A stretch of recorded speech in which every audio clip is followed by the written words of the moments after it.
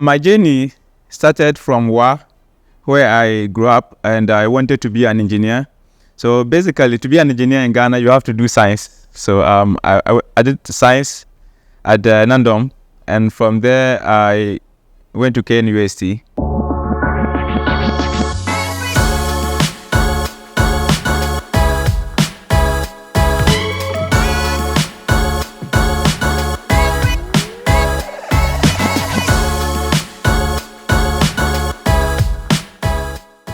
I am into agribusiness development, and I just help businesses to grow, and I help to prevent businesses from falling. When we are talking about agribusinesses, we are talking about businesses in the agri sector.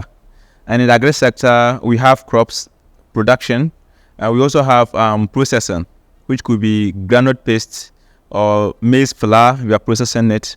And we're also talking about animal husbandry, that is sheep, goats, and we're also talking about the poultry. So the production of it and the processing of it. So the businesses that does these things, and also involving the transportation of this kind of products to the end consumer. So these processes within the value chain, anyone who plays, that is the agribusiness side of it. My career in agribusiness, I started as an engineer who does manufacturing, but once you manufacture, you need to have a business value into business. But I realized that in Ghana, as we are, the place that we have unlimited market is the agri sector. Any other sector, we might strive in it, but to grow exponentially within a short time might not be very feasible. So with that concept, having that unlimited demand in the agri sector, and the international world also demand more from us in that aspect. So it was a motivating point to focus on that. So for people who want to start businesses, once they start in that aspect, it will grow them well. So actually, this was what makes me start to diverge my business development services into the agri sector. Every career, everyone faces challenges, and to be a consultant in Ghana, people don't believe in these services. Like, let me pay a consultant to do something for me. But there's a lot of problems that they will face, and that will cost them so much more. So people not understanding it is one thing, and but you have to look for people who you think are in the sector, and you can advise them that they may need your services based on where they are. So once they see, like the program that we run in the Upper West, we are not waiting for them to come to us, but the first time, now that at least people are coming out to request for it, but the first time, at least I do advertisement that this is a service that we are running. We package it in a program that is a Regional Entrepreneurship Development Program, and the services that we produce are people into the agribusiness, like production agriculture, farming. So they apply to it. So once they apply, we interview them to see their interest, and you see some of them will come, but not all of them have the interest to continue. So at least, but along the line, you get a few of them to work with. So the interest, but with time, the interest is going forward as people are seeing the impact that the other people who have had such things are also getting. So they want to.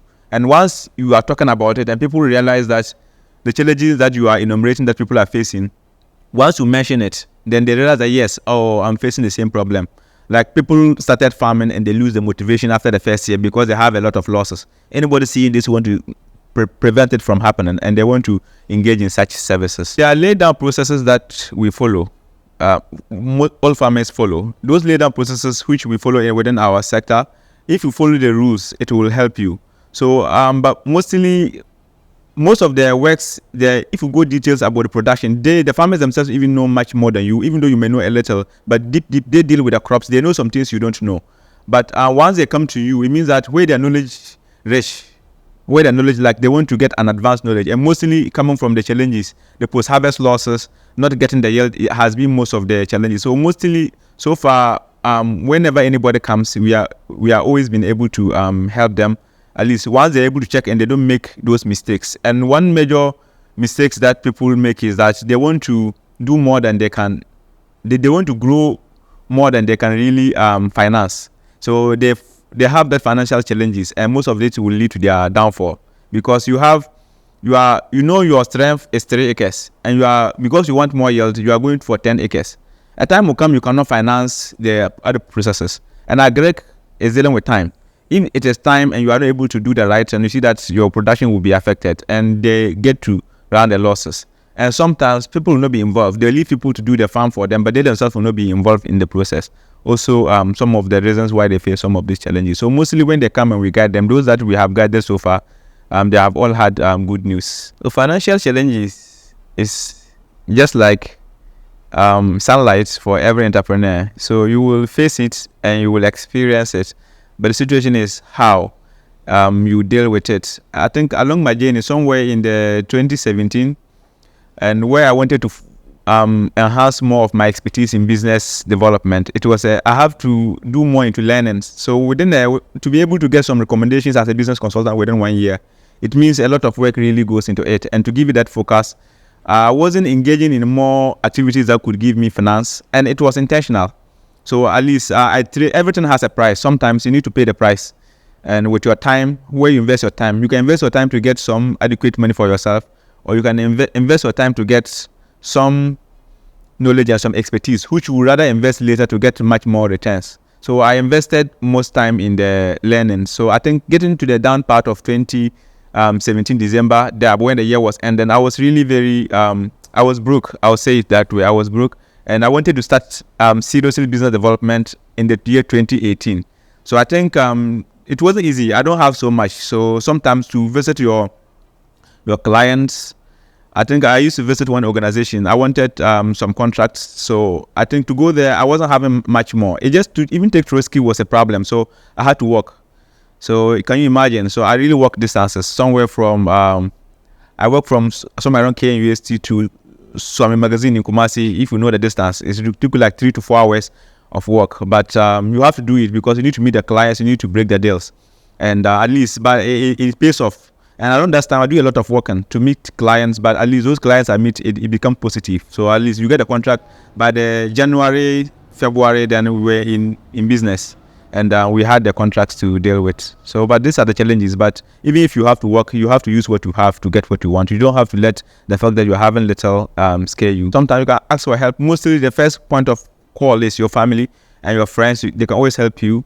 And you can seek out for other partners who can help you. But it's always good to exhaust what you have within you before you ask for help. It's always one of my, something that I always want to do my best first, to get a point that there's nothing more I can do before you ask for help. Because I realize that once you begin to be asking for help more, you get used to it.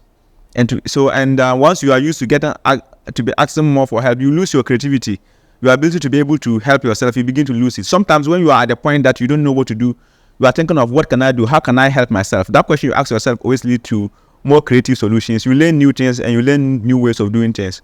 But there's always a point at which you always have to ask for help. But along my journey, it's always something that I try my best not to, like to look down within myself and to see. Because sometimes you can ask for someone to give you transport to do, but will you be asking for it every day when it doesn't come? What will you do?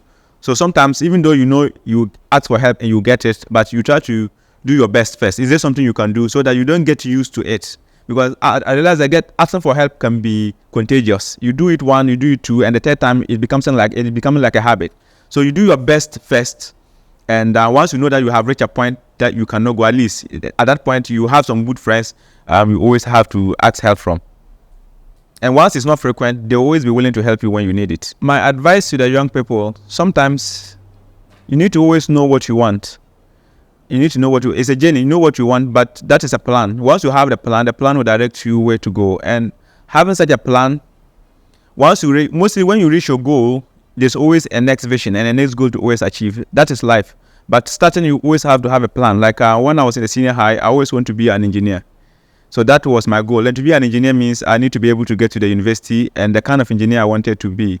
So I asked a lot of questions also to guide my career path based on what I would like to. But at a good stage, I realized that if everyone is able to do a personality test, at least that kind of test will also advise you, while speaking to other people who are also experts, to pick your career path and have an idea of what you really want to become. I think having that idea will always be the guiding light for you to follow. So in my case, that was it. I have that interest because when we're doing construction in mathematics, I used to realize that I want to be whatever we're constructing. I'm imagining it as something I can create. And I realized that I have that, I want to create things.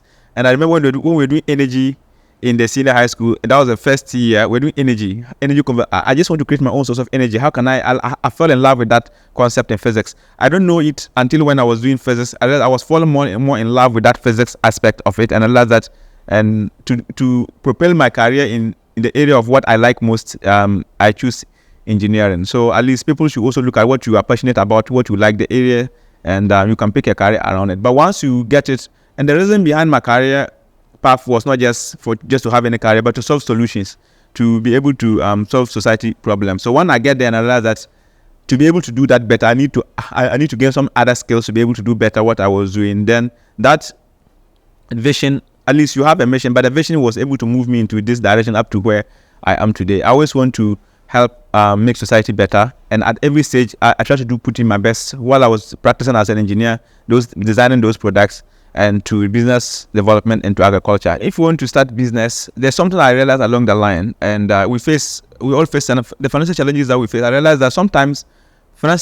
if you are strong financially, it will help you in your business goal, your transport, the day-to-day runnings, the cash flow. There's something called cash flow in business. Having cash within you is very important.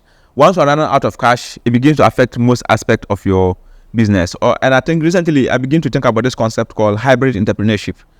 Hybrid entrepreneurship is something that the young people have to look at. What I call hybrid entrepreneurship is that you can start as an entrepreneur, follow your path, but you can have another aspects where you are spending your time to gain money. It could be a work you are doing. You can be employed in any sector where you have skills in. So you are getting money from that, and you're also spending part of your time to do your business. So at least that is what I call hybrid entrepreneurship. You are employed and you're also still working, so that you can get that cash to be able to finance. If not, you have all the time to work on your business, but there's no cash run. You see, you only be trapped along the line. So that concept. So when you are starting, because the business you are starting might not be able to feed you along the initial phases, but once you have something that is also cushioning you, with a time where you think now you are making enough, then you can choose to resign from it. But even if you think you may not resign, but you may be able to acquire more team members who will help you to be able to run it. So that hybrid entrepreneurship thing will work. But before you start business, it's always good to always find out a problem. And to find a problem, it's not just about just a new problem altogether. There are always new solutions out there. The new solutions are having a gap. They are not able to solve the problem to the best of their ability. If you find a problem with a new solution, that's what we call innovation. You are trying to promote it. At first, we used to have this kind of brooms they make with a pine fiber. It's a broom. But now we have sticks that have it's an innovation you add it. So people will make it more easier to sweep. Sometimes it's not about creating something all new together, but looking at what is existing and just transforming it if you have the skill within it. Even we have fashion. Fashion, people are sewing a lot of things. And someone want to have a niche. A niche is you are specializing yourself into, and maybe you want to sew only bags. And you want to sew the bags in a so special way that maybe your bags will be more cheaper than all the usual bags, so that people who cannot even afford it will be able to afford it. So that is an innovation you're adding to that sewing sector and into a niche. So always finding what to do is important. And sometimes I realize that's a problem that people face, to even find out what to do. It's not getting the idea. There are ideas everywhere. Wherever there's an existing solution, and from an existing solution, you can create an idea from it by making it better, by making it more simpler, and by making it even more cheaper.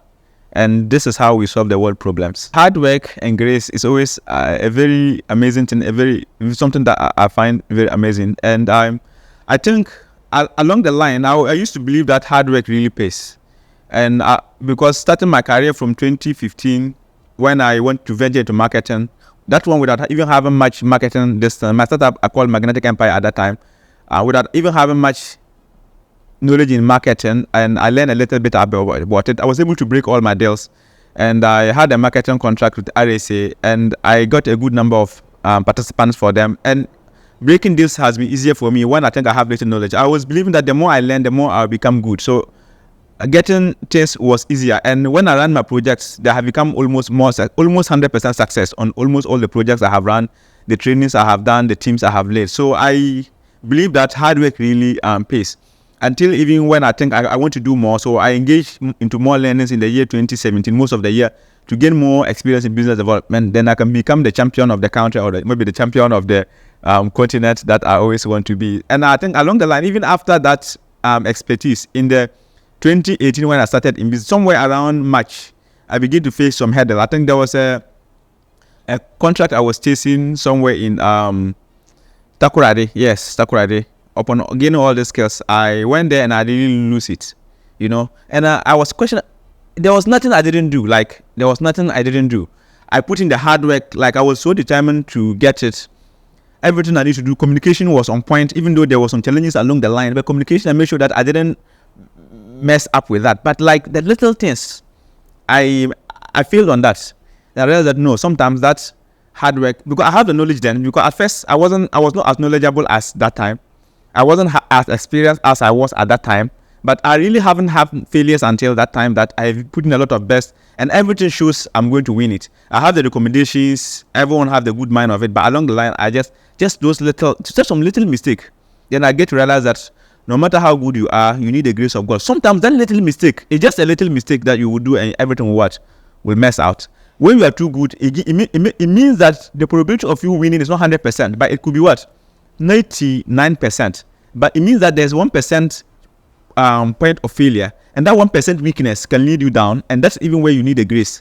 And from that point, I begin to now give more glory to God, and you realize that it is sometimes you will not believe that grace can really help unless you get to the highest, mostly the mastery of your field. If you are a master of your field, then that's when you begin to see that you pay attention to grace. You realize that upon all the knowledge, things can always happen. And those that are lovers of football, they will understand. Even the best coaches have failures, and no one can imagine how it is even happening at the point that it's happening. And it happens in business as well.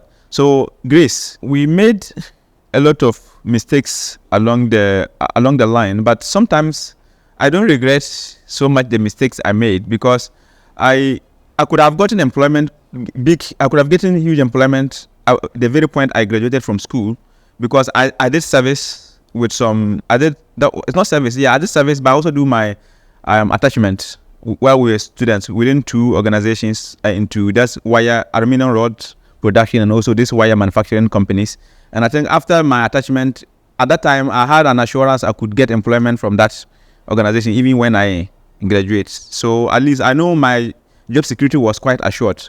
But I still choose to take this path to explore more, to gain more knowledge, and to this life of exploration. That's an entrepreneur, it's a life of exploration. I didn't take that particular options, because I think it doesn't fall in line with my life goals around that particular time. So at least sometimes some mistakes we seem to make, I think, but it is worth it because of the lessons that we come out from it. So I think one mistake I'll say I make was that I didn't get to realize the concept of hybrid entrepreneurship at earlier point in time, that you could combine working and also managing the course that you are doing. That could also eliminate that financial difficulties, because once you are good in your field, sometimes there's the case of unemployment, but once you are very good in your field and you can prove it, sometimes the opportunities that is always ahead of you. If you get it, you can work on it while you are also championing your cause to prevent some of these financial challenges. I think that's one I think I would say I got. Another thing is that sometimes we need to help people. I always want to help, but there need to be limits.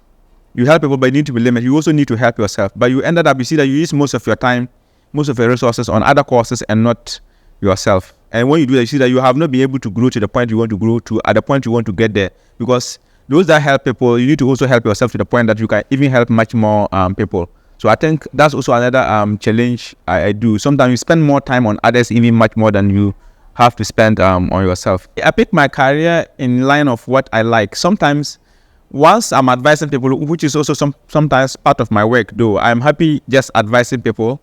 And but aside that time, I also like I like to watch sports. I watch football, but not always. But I watch football, and Barcelona is my team, even though we are not doing very well at the moment. And I always want to be a sportsman myself. I try to do some runnings, but even though I tried the sports in the university, but it didn't really help much.